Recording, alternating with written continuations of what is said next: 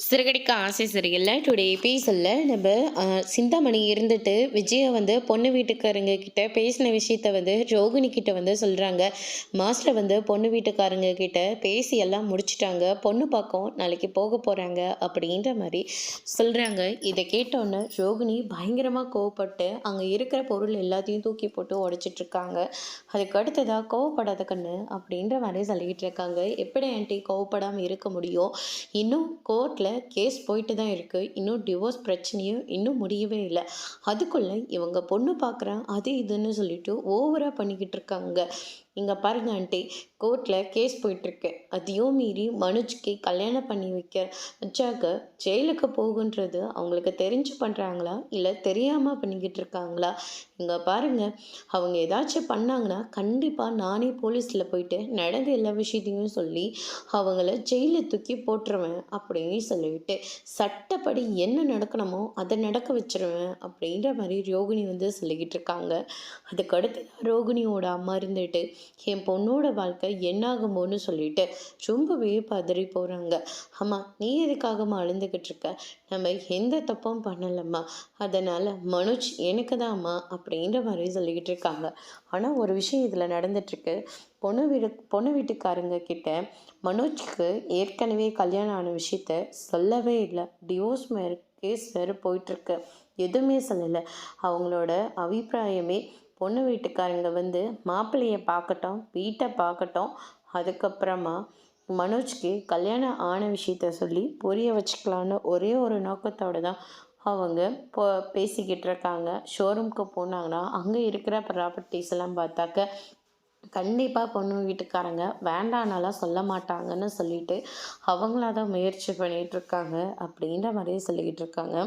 அதுக்கு அடுத்ததாக வந்து பார்த்திங்கன்னா நம்ம ரோகிணி இருந்துட்டு மனோஜ் நல்லா இருக்கணும், அவனுக்குன்னு இந்த சொசைட்டியில் ஒரு நல்ல அபிப்பிராயம் வரட்டும்னு சொல்லிட்டு தான் நான் அவனுக்காக அந்த ஷோரூமையே நடத்திட்டுருக்கேன். ஏன் எங்கனாலே டீலரை பிடிச்சிட்டு வந்து மனோஜ்க்காக ஒவ்வொன்றுத்தையும் பார்த்து பார்த்து நான் பண்ணிக்கிட்டு இருக்கேன். ஆனால் என்ன மீறியா அவங்க இந்த விஷயத்தெல்லாம் பண்ணிக்கிட்டு இருக்காங்களா? அவங்கள நான் என்ன பண்ணுறேன்னு மட்டும் பாருங்கள். அந்த கல்யாணம் வரைக்கும் போகட்டும், பொண்ணு வீட்டுக்காரங்க கிட்ட நடந்த எல்லா விஷயத்தையும் சொல்லி என் ஆன்ட்டியை நான் அசிங்கப்படுத்த தான் போகிறேன் அப்படின்ற மாதிரி ஜோகிரி வந்து சொல்லிக்கிட்டு இருக்காங்க. கொஞ்சம் பொறுமையாக இருப்பான், எல்லாத்தையும் நம்ம பார்த்துக்கலாம், நான் எப்போவுமே உன் கூட தான் இருப்பேன், அடுத்து என்ன நடக்க போகுதுன்றதை நான் உனக்கு அப்புறமா வந்து சொல்கிறேன் அப்படின்னு சொல்லிட்டு சிந்தாமணி அங்கேருந்து கிளம்பிடுறாங்க. அதுக்கு அடுத்ததாக ரோகிணி பயங்கரமாக கோவப்படுறாங்க. முத்தம் இருந்துட்டு கையில் ஒரு பேப்பர்ஸை வச்சுக்கிட்டு ரொம்பவே சந்தோஷமாக வராங்க. நான் ரொம்ப சந்தோஷமாக இருக்கேன்ப்பா அப்படின்ற மாதிரி சொல்லிக்கிட்டு இருக்காங்க. உடனே விஜயாவும் ரொம்ப சந்தோஷமாக இருக்கேன் அப்படின்னு சொல்லிட்டு விஜயாவும் ஒரு பக்கம் வராங்க. அதுக்கு அடுத்ததாக வந்து பார்த்திங்கன்னா, டே மனோஜ், என் தங்கமே, என் செல்லமே, உனக்காக ஒரு பொண்ணை பார்த்து பேசி முடிச்சுட்டு வந்துட்டடா அப்படின்ற மாதிரி சொல்லிக்கிட்டு இருக்காங்க. அதுக்கு அடுத்ததான் நம்ம முத்து இருந்துட்டு, அப்பா நான் காரில் இருந்து இப்போ வேனுக்கு ஷிஃப்ட் ஆக போகிறேன் அப்படின்னு சொல்லிட்டு நம்ம முத்து வந்து ஒரு பக்கம் சொல்லிக்கிட்டு இருக்காங்க. முதல்ல 2 பேரும் அமைதியாக இருக்கீங்களா? விஜயா நீ போய் அங்கே உட்காரு, முத்து நீ வந்து இந்த பக்கம் உட்காரு அப்படின்னு சொல்லிட்டு 2 பேரையும் அமைதியாக இருக்க சொல்கிறாங்க. விஜயா நீ சொல்லு அப்படின்னு சொல்லிட்டு விஜய் கிட்ட வந்து கேட்கவும், அதுக்கு அடுத்ததான் விஜயா இருந்துட்டு, நான் ராசிநாதன் கிட்ட சொல்லி பொண்ணுவெல்லாம் பார்க்க சொன்னலைங்க, ஒரு நல்ல வரன் அமைஞ்சிருக்குங்க. மனோஜ்காக வீடு, காரு, அவனுக்கு என்ன தேவையோ அது எல்லாத்தையுமே அவங்களே செஞ்சு முடிச்சுப்பாங்க. மனோஜையும் நல்லபடியாக பார்த்துப்பாங்க. அதே மாதிரி மனோஜ்க்கு ஒரு நல்ல பொண்ணை பார்த்து வச்சுருக்கேங்க. இந்த வாட்டி என்ன மலேசியாவா, சிங்கப்பூரா, அமெரிக்காவா அப்படின்னு சொல்லிட்டு நம்ம ரவி வந்து கிண்டல் பண்ணிக்கிட்டு இருக்காங்க. அதுக்கு அடுத்ததாக விஜயா இருந்துட்டா அப்படிலாம் இல்லை, கொஞ்ச நேரம் அமைதியாக இரு அப்படின்ற மாதிரி சொல்கிறாங்க. அதுக்கு அடுத்ததாக வந்து பார்த்திங்கன்னா, விஜயா உங்ககிட்ட இன்னொரு விஷயம் கேட்கணும். மனோஜ்க்கு கல்யாணம் ஆன விஷயம், கோர்ட்டில் கேஸ் போகிற விஷயம், இதெல்லாம் சொல்லிட்டு இல்லை அப்படின்னு சொல்லிட்டு கேட்ட உடனே விஜயா அமைதியாக இருக்காங்க. என்னன்னு சொன்னையே இல்லையா? இல்லைங்க சொல்லலை, நாளைக்கு பொண்ணு வீட்டுக்காரங்க வீட்டுக்கு வருவாங்கங்க, என் மனோஜையும் அழகும் அதே மாதிரி அவனோட ஷோரூமும் பார்த்தா கண்டிப்பாக அவங்க இதெல்லாம் பெருசாகவே எடுத்துக்க மாட்டாங்க. பொண்ணுக்கும் வயசாயிட்டே இருக்குல்ல, அதனால் எதையும் யோசிக்காமல் மனோஜ்க்கு அந்த பொண்ணை கொடுத்துருவாங்கங்க. எனக்கு அதில் நிறைய நம்பிக்கை இருக்குது அப்படின்ற மாதிரி வந்து சொல்லிக்கிட்டு இருக்காங்க. பொண்ணு வீட்டுக்காரங்க கிட்ட இவ்வளோ பெரிய ஆரம்பத்தில் இவ்வளோ பொய்ய சொன்னால் எப்படி இவன் பொண்ணை வச்சு நல்லா காப்பாற்றுவானா இல்லையான்றத அவங்களுக்கெல்லாம் சந்தேகமே வராதா?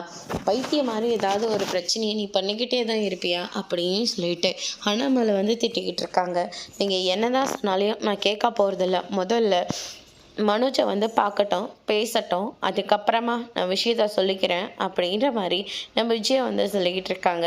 சரி, நாளைக்கு பொண்ணு வீட்டுக்காரங்க வரும்போது நானும் ரவியும் இங்கே இருக்கலாமா வேண்டாமா அப்படின்னு சொல்லிட்டு கேட்கவும், மீனாவும் ஸ்ருதியும் நாளைக்கு ஒரு நாளைக்கு இங்கே வர சொல்லலாம், அதுக்கப்புறம் பார்த்துக்கலாம், வேணவே வேண்டாங்க, அவள் வந்தானா மறுபடியும் என் பிள்ளைக்கு எந்த ஒரு நல்லதும் நடக்காமல் போயிடும், அதனால் அவள் இங்கெல்லாம் தேவையே இல்லை, நாளைக்கு ஒரு நாளைக்கு இவங்க வீட்டுக்கு வராமல் இருந்தாவே அதுவே எனக்கு போதும் அப்படின்ற மாதிரி சொல்லிடுறாங்க.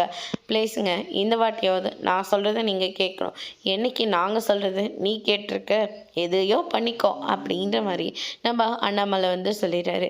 அதுக்கு அடுத்ததாக முத்துக்கிட்ட போயிட்டு, அம்மா நீ வேன் வாங்க போறியே, இதுக்கு அமௌண்ட்டெல்லாம் கொஞ்சமாக கட்டினா போதும்ப்பா, இது கூட மீனா தான் காரணம் எல்லாத்துக்கும், என்னடா சொல்கிற? ஆமாப்பா, அவள் அங்கே கடை வச்சிருக்காள், அங்கே ஒருத்தரோட பையனை நாங்கள் காப்பாற்றணும், அவர் அந்த நன்றி கடனுக்காக எங்களுக்கு இவ்வளோ பெரிய வாய்ப்பை எங்களுக்கு கொடுத்துருக்காங்க, ரொம்ப நல்ல விஷயம்டா, நல்லது செஞ்சால் எல்லாமே நல்லதாக தான் நடக்கும் அப்படின்ற மாதிரி அண்ணாமலை வந்து சொல்லிக்கிட்டு இருக்காங்க. அதுக்கடுத்து தான் வந்து பார்த்திங்கன்னா அடுத்த நாள் நம்ம சத்யாக்கு பிறந்த நாள்னு சொல்லிட்டு சந்திரா வந்து கேசரியெல்லாம் செஞ்சுக்கிட்டு இருக்காங்க. சீதா இருந்துட்டு கிஃப்ட் எடுத்துகிட்டு வந்து கொடுக்குறாங்க. அதுக்கடுத்து தான் வந்து பார்த்திங்கன்னா நம்ம முத்து இருந்துட்டு ஷர்ட் வாங்கிட்டு வந்திருக்குன்னு சொல்லிட்டு ஷர்ட்டை வந்து கொடுக்குறாங்க. அதுக்கு அடுத்ததாக தான் நம்ம ரேக்கா வராங்க. கையில் கேக் பாக்ஸு, ட்ரெஸ்ஸுன்னு சொல்லிட்டு ஏகப்பட்டதாக வாங்கிட்டு வராங்க. கேக்கை வெட்டிடலாமா, குடும்பத்தோடு கேக் வெட்டுறது எவ்வளோ சந்தோஷமாக இருக்குது தெரியுமா அப்படின்னு சொல்லிட்டு முதல்ல சந்திராவுக்கு தான் ஊட்டி விடுறாங்க. அதுக்கு அடுத்ததாக சீதா, மீனா, ரேகா, முத்து இவங்க எல்லாருக்கும் கொடுக்குறாங்க. சீதா இருந்துட்டு எனக்கு டைம் ஆகுதுமான்னு சொல்லிட்டு அங்கேருந்து கிளம்புறாங்க. அதுக்கடுத்ததாக சந்திரா இருந்துட்டு அக்கம் பக்கத்து வீட்டிலலாம் போய் கேக்கெல்லாம் கொடுத்துட்டு வந்துடுறேன்னு சொல்லிட்டு அவங்களும் அங்கேருந்து கிளம்புறாங்க. ரேக்கா இருந்துட்டு சத்யா ஆஃபீஸ்க்கு வரல, நான் டின்னருக்கு இன்றைக்கி போகலாம், அதே மாதிரி தேட்டருக்கு போகலாம், புக் பண்ணி வச்சுட்டேன் அப்படின்ற மாதிரி சொல்லிடுறாங்க. உன் முடிவை நீ இன்னைக்காவது சொல்லுவீன்னு நான் எதிர்பார்க்குறேன் அப்படின்ற மாதிரியே சொல்லிட்டு அங்கேருந்து கிளம்புறாங்க. முத்தே இருந்துட்டு நீ ரேக்காவை விரும்புறியா அப்படின்னு சொல்லிட்டு கேட்கவும், நீங்களாம் இவ்வளோ தூரம் சொல்கிறதுனால நானும் முடிவு எடுத்துட்டேன் மாமா, நீங்கள் தானே சொன்னீங்க ஏழை பணக்காரெல்லாம் அப்பாற்பட்டது, முதல்ல உண்மையான அன்பு இருக்கணும்னு. ரேகா என் மேலே உண்மையான அன்பு வச்சுருக்கா, நானும் ரேகாவை கல்யாணம் பண்ணிக்கலான்னு ஆசைப்பட்றேன் மாமா அப்படின்ற மாதிரி சொல்கிறாங்க. ஆனால் மீனாவுக்கு ரொம்பவே பயமாக இருக்குது. முத்து இருந்துட்டு நீ லவ் பண்ணுறதா சொல்லிட்டல்ல, வீடு மற்றதெல்லாம் நான் பார்த்துக்கிறேன் அப்படின்னு சொல்லிட்டு முத்து வந்து ஒரு பக்கம் சொல்லிக்கிட்டு இருக்காங்க. மீனா ரொம்பவே பயந்து போயிருக்காங்க. அதோடு இன்னைக்கான எபிசோட் முடிச்சிருக்காங்க. இனி சிறுகடைக்கு ஆசையில் அடுத்தடுத்து என்னெல்லாம் நடக்க போகுதுன்றதை வெயிட் பண்ணி பார்க்கலாம். தேங்க்யூ.